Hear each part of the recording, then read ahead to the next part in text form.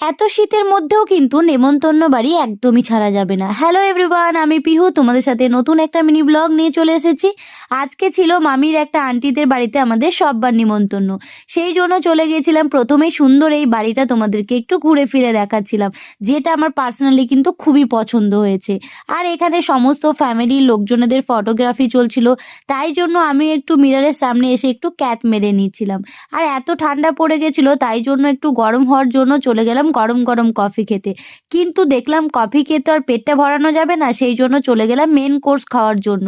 প্রথমেই পড়ে গেছিল পনির কাটলেট আর স্যালাড।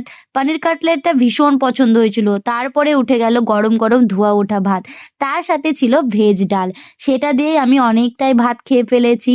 তারপরে এই গরম গরম মাটন কষা, ধোয়া ওঠা মাটন কষাটা কি বলবো, দুর্দান্ত খেতে হয়েছিল।